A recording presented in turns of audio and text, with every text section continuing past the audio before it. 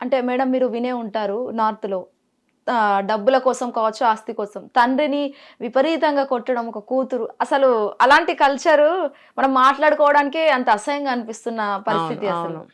కదా! హ్మ్. సో, అసలు ఏం మాట్లాడుకోవచ్చు మనం ముఖ్యంగా దీని గురించి? ఒక కూతురు గాడిదలాగా ఉంది. హ్మ్. దానికి 25 ఏళ్ళు తక్కువ లేకుండా ఉంది వయసు. తండ్రిని కొట్టింది. అతను నిస్సహాయంగా చేష్టలుడిగి దిమ్మెరపోయి అలానే కూర్చున్నాడు. హ్మ్. మధ్యలో తల్లి వచ్చి కూర్చుంది. ఇప్పుడు ఇక్కడ ఆ పిల్ల అలా కొట్టడానికి కారణం ఎవరు అంటే నువ్వేం చెప్తావు? హ్మ్. ఖచ్చితంగా అక్కడ తల్లి. తల్లి వల్లనే, తల్లి సపోర్ట్ వల్లనే ఆ పిల్ల తండ్రిని కొట్టగలిగింది. ఇక్కడ నేను పర్టిక్యులర్‌గా తల్లినే బ్లేమ్ చేస్తున్నా. ఎందుకై ఉంటుంది మేడం? ఎందుకంటే ఇక్కడ వీడియో మరి అందరు చూసారో లేదో తెలీదు. తండ్రిని కొడుతుంటే వచ్చి ముందు ఇష్టం వచ్చినట్టు పేలుతుంది. హ్మ్. నోటికొచ్చినట్టు మాట్లాడుతుంది. మాట్లాడుతున్నప్పుడు మీదకి వెళ్తున్నప్పుడు జస్ట్ ఊరికే ఇట్లా చెయ్యి అడ్డం పెట్టింది. ఆ రెండో సెకండ్‌లో వచ్చి ఇద్దరికి మధ్యలో కూర్చుంది. ఆ వీడియో అది. కూర్చున్నప్పుడు ఆ పిల్ల ఇంకా రెచ్చిపోయి లేచి ఇటు తిరిగొచ్చి తండ్రిని కొట్టింది. అతనేమన్నా గట్టిగా అరుస్తున్నాడా? చేతులు ఎత్తాడా ఏమైనా కొట్టడానికి? ఏం లేదు. అతను మామూలుగా కాలు మీద కాలు ఇట్లా వేసుకుని ఇట్లా కూర్చుని అసలు ఏంటి అని అడుగుతున్నాడు. అసలు కథ ఏంటంటే కట్ చేస్తే ఇతను జాగ్రత్త గల మనిషి. హ్మ్. ఇది నార్త్‌లో జరిగినట్టుంది. ఇది ఎక్కడ స్టేట్ అనేది నాకు కరెక్ట్‌గా తెలీదు. కుటుంబం కోసం స్త్రీ అయినా పొదుపు చేస్తుంది. కొన్ని కుటుంబాల్లో భర్త అయినా పొదుపు చేస్తాడు. అంటే భగవంతుడు అలా సెట్ చేస్తాడు భార్యాభర్తలను. ఒకళ్ళు డల్‌గా ఉంటే ఒకళ్ళు యాక్టివ్‌గా ఉండడము, ఒకళ్ళు గయ్యాళితనంగా ఉంటే ఒకళ్ళు సాఫ్ట్ నేచర్‌తో ఉండడము, ఒకళ్ళు ఖర్చుదారు అయితే రెండోళ్ళు పొదుపు చేయడము. ఆ బ్యాలెన్స్ అనేది చేస్తాడు దేవుడు. లేకపోతే కుటుంబం పైకి రాదు కదా! సో, వీళ్ళు పిల్లల్ని వృద్ధిలోకి తీసుకురావాలి, భవిష్యత్తు కోసము డబ్బులు కావాలి. కొంతమంది అప్పులు చేసేస్తారు. అప్పులు చేసేసి అప్పులు తీర్చలేరు. తర్వాత ఏం చేస్తారంటే ఆస్తులు అమ్ముకోవడము, లేకపోతే ఆత్మహత్యలు చేసుకోవడము. కదా! అవును. కొంతమంది అలా చేయరు. చాలా జాగ్రత్తగా పొదుపు చేసి పైసల్ని దాచిపెడతారు. అది వాళ్ళ చదువులకే గానీ, పెళ్ళిళ్ళకే గానీ, అప్పులు చేయకుండా ఇల్లు నడపడానికే గానీ జాగ్రత్తగా డబ్బు దాస్తారు. ఇక్కడ ఈ తండ్రి కూడా ఇదే కోవకి చెందినోడు. చక్కగా డబ్బులు ప్రతి నెల దాచిపెడుతూ ఉంటాడు. దాచిపెడుతూ ఉంటే ఈ భార్య ఏం చేసిందంటే అంటే ఇక్కడ కల్ప్రిట్ ఎవరయ్యా అంటే భార్య. ఈ భా ఈ భార్య మనస్తత్వం కూడా ఆశ ఏమంటారు ఆశపోతులు అంటారు కదా, ఆశపోతు మనస్తత్వం అయి ఉండాలి భార్యకి కూడా. ఇతను ఎంత కష్టపడి డబ్బు దాస్తున్నాడు. భార్య మీద ప్రేమతోటి అతను డబ్బు ఆమె చేతికి ఇస్తున్నాడు. ఇస్తున్నాడు అంటే దాని అర్థం ఏంటి? నువ్వు వెళ్ళి చాక్లెట్లు బెల్లం పప్పులు ఉప్పులు కొనుక్కు తినమని కాదు. పొదుపు చేయమ్మా నువ్వు, నీకు నేను స్వతంత్రం ఇస్తున్నాను. నేను ఇంకొకటి చెప్తా, భర్త డబ్బులు ఇవ్వటం లేదు, మేము ఎట్లా సంసారం చేయాలి అని కంప్లైంట్స్ కూడా ఈ మధ్య వచ్చాయి. దాని మీద కూడా వీడియోస్ చేసాం. ఇంకొకటి చెప్తా, పూర్వకాలం ఎప్పుడో మన అమ్మమ్మలు కూడా పుట్టారో లేదో మనకు తెలియదు. ఆ కాలంలో ఏం చెప్పారంటే ఆడవాళ్ళు ఇంట్లోనే ఉండేవారు కదా, చదువు సంధ్యలు ఉండేవి కాదు. ఇంట్లో పిల్లల్ని ఇంటి పని వంట పని చూసుకోవడానికి కేవలం ఆ పాత్ర ఉండేది. తెలివితేటలు ఉన్నా కూడా అవి బయటకు వచ్చేవి కాదు, షైన్ అయ్యేవి కాదు. ఈ పనులతోనే ఇందులోనే ఉండటం వల్ల అక్కడక్కడే ఉండేది వాళ్ళ బ్రెయిన్. అలాంటప్పుడు ఇల్లుని పిల్లల్ని ఇంట్లో ఉన్న పెద్దల్ని చూసుకోవడం వరకు ఆమె ఉపయోగించబడేది. మగవాడు భర్త అనేవాడు బయటకు వెళ్ళి ఆ నానా పాటలు పడి కష్టపడి ఏం చేసి అది చేసి డబ్బు సంపాదించుకొచ్చేవాడు. అది డబ్బుని ఎలా ఇన్వెస్ట్ చేయాలి, ఎలా ఖర్చు పెట్టాలి, ఎవరికి ఇవ్వాలి, ఎంత ఇవ్వాలి, ఎప్పుడు ఇవ్వాలి, ఎందుకు ఇవ్వాలి, ఇవన్నీ అతను చూసుకునేవాడు. అప్పుడు ఆ కాలానికి ఆ జీవితాలు బాగున్నాయి. ఎందుకు అంటే అక్కడ ఒక సామెత పెట్టారు, ఆడదాని చేతిలో డబ్బు, మగవాడి చేతిలో బిడ్డ రాణించరు అని. ఆ పరిస్థితుల్లో అతని చేతికి ఒక బిడ్డనిస్తే అతను ఏం పెంచుతాడు, అతనికి రాదు. రైట్. ఆ తరాల్లో మగవాళ్ళు పిల్లల్ని పెంచేవాళ్ళు కాదు. ముద్దొస్తే ఎప్పుడన్నా ముద్దు పెట్టుకుని ఎత్తుకునేవారు, అంతా ఓ చాక్లెట్ ఇచ్చేవారు, లేకపోతే ఆ పాపకి ఇష్టమైంది అన్న కొనుక్కొచ్చి ఇచ్చేవారు, అంతవరకే. కానీ బిడ్డల్ని పెంచేసే స్థితి అప్పుడు లేదు, అంతా ఆడవాళ్లే.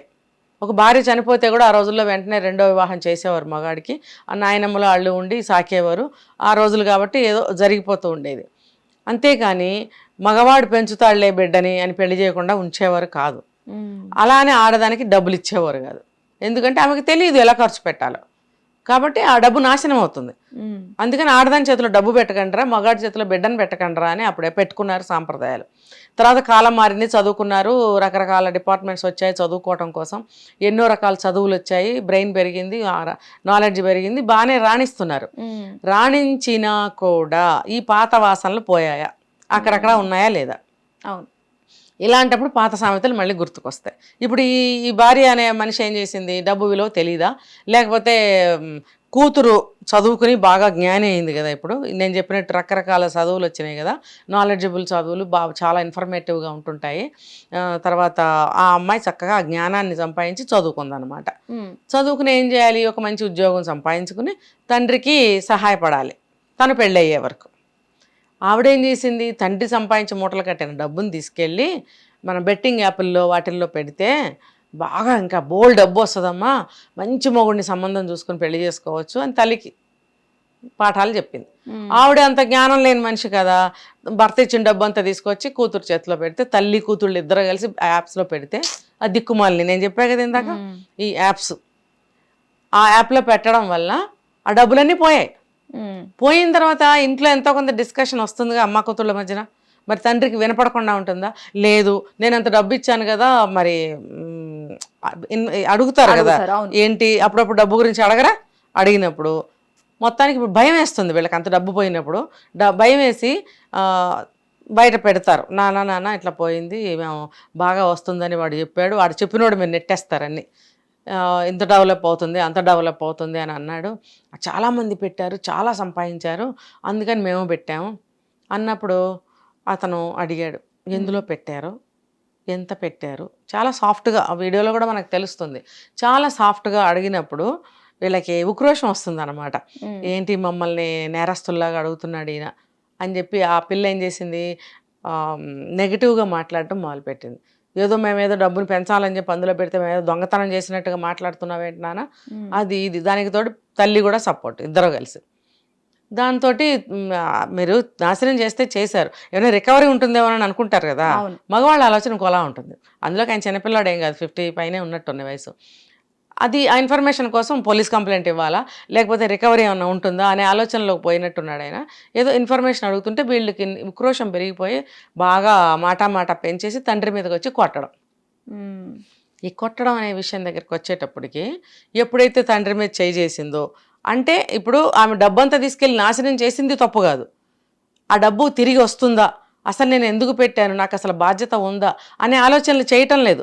నన్ను అడిగాడు అనే కోపంతో వచ్చి తండ్రిని కొట్టేంత నీచ స్థితికి దిగజారిపోయింది అని అంటే దాని పొగరు ఏ రేంజ్లో ఉందో చూడు. ఆ తల్లి కూడా ఎందుకు సపోర్ట్ చేస్తుంది. ఇప్పుడు వాళ్ళిద్దరిని కలిపి ఒకటే తాడుతో కట్టేసి చింతపరికితో కొట్టాలన్నమాట. కొడితే మాత్రం డబ్బు వస్తుందా, రాదు కదా, రాదు. కానీ రూపాయి సంపాదించి బయటకు వెళ్ళి ఎండనక వాననక సంపాదించే నిఖార్సైన మగాళ్ళు ఉన్నప్పుడు ఈయన కోకే వస్తాడు. ఆయన ప్రతి రూపాయి వెనక ఉన్న కష్టం అతనికి తెలుసు. ఆ పెయిన్ తగ్గుతుందా, ఎలా తగ్గాలి, వీళ్ళని ఇలా కట్టేసి చింతపరికితో కొట్టినా కూడా ఆయనకి ఉపశమనం రాదు. అంటే చూసే వాళ్ళకు ఉపశమనం కలుగుతుంది, ఇలా చేస్తారా అతని పట్ల, మీకు ఇది అవ్వాల్సిందే అని యువతల వాళ్ళ కళ్ళు శాంతిస్తాయి, కానీ అతనికేమీ శాంతించదు. ఎలా ఈ కుటుంబాన్ని గట్టెక్కించాలి, వయసు చూస్తే అయిపోతుంది, మళ్ళీ నేను అంత సంపాదన చేయగలనా, దీని పెళ్ళి ఎలా చేయాలి, ఇంకో కొడుకో కూతురో ఉండుంటారు, వాళ్ళకి చదువేంటి, వాళ్ళకి పెళ్ళేంటి, పరిస్థితి ఏంటి అనే దిగులు ఆయనకు వస్తుంది కదా.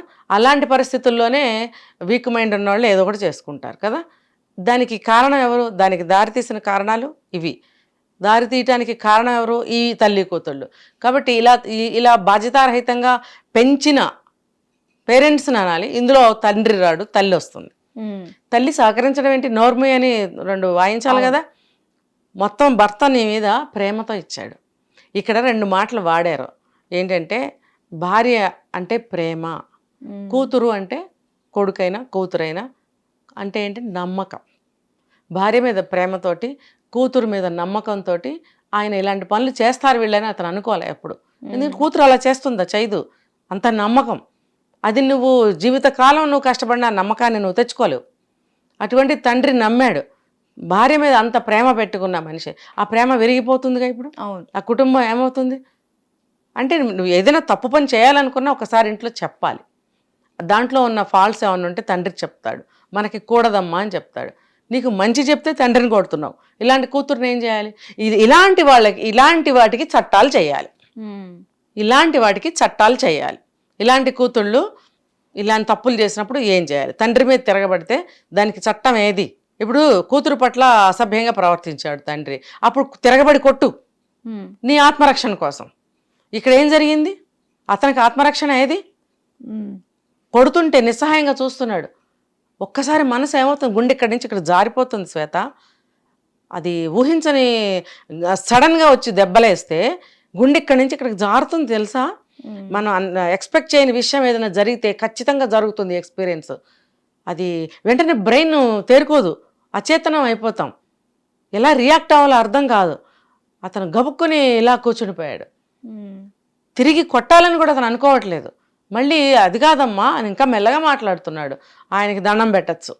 ఈ కూతుర్ని ఏం చేయాలి ఇప్పుడు? మరి దీన్ని ఎవరు కేసు పెట్టాలా? ఇంట్లో ఆ తండ్రి పెట్టాలా? పెడితే వాళ్ళిద్దరు బతకనిస్తారా? ఏం జరుగుతుందో చూద్దాం. ఇలాంటి వాటికి చట్టాలు రావాలి. అమ్మాయి అయినా సరే అబ్బాయి అయినా సరే తల్లిదండ్రుల మీద, అతను సంపాదించాడమ్మా అది కష్టపడి, నువ్వు తీసుకెళ్ళి రోడ్డు మీద వాళ్ళకి ఇచ్చొచ్చి తిరిగి కొడతావా? నీకేం హక్కు ఉంది? నీకు అసలు ఆ డబ్బు మీద హక్కు ఉందా? నువ్వు తీసుకెళ్ళి అక్కడ నాశనం చేసి తండ్రిని కొట్టడం. కాబట్టి ఇలాంటి వాటికి చట్టాలు రావాలి. ఇది వైరల్ అవుతుంది కదా ఈ వీడియో. అవుతున్నప్పుడు మరి స్పందించాలి చట్టాలు అనేవి. Right. Thank you so much madam, మంచి ఇన్ఫర్మేషన్ షేర్ చేసుకున్నారు చాలా వరకు. సో చూసారు కదా, ఇది వరల్డ్ ఎపిసోడ్. మరో ఎపిసోడ్ తో మళ్ళీ ముందున్నప్పుడు keep watching Hit TV. Hit TV app, ఇందులో short news, live news, entertainment shows, movies, digital magazines తో పాటు మీ జిల్లా వార్తలను కూడా ఫ్రీగా చూడొచ్చు. ఇంకెందుకు ఆలస్యం, వెంటనే హిట్ టీవీ యాప్ ని డౌన్లోడ్ చేసుకుని ఫ్రీగా ఎంటర్టైన్మెంట్ పొందండి. Hit TV app. Hit TV app. Please download hit TV app. Hit TV app ని ఫ్రీగా డౌన్లోడ్ చేసుకొని ఎంజాయ్ చేయండి. మీకు నచ్చిన ఎంటర్టైన్మెంట్ కోసం హిట్ టీవీ యాప్ ని ఫ్రీగా డౌన్లోడ్ చేసుకొని ఎంజాయ్ చేయండి. హిట్ టీవీ యాప్ ని డౌన్లోడ్ చేసుకుని ఆస్వాదించండి, ఆశీర్వదించండి. ఇంతమంది సెలబ్రిటీలు హిట్ టీవీ యాప్ ని డౌన్లోడ్ చేసుకోండి అని చెప్తున్నారంటే ఎంత మంచి యాప్ ఆలోచించండి. అమెరికా అమెరికా అమెరికా అమెరికాలో చదవాలనుకునే వాళ్ళకి విశ్వసనీయమైన పేరు మన శౌర్య కన్సల్టెన్సీ. UK లో 1 year masters. UK లో 1 year masters. 2 years work permit up to 5 years visa. Contact Saurya Consultancy. Contact 89851 89851.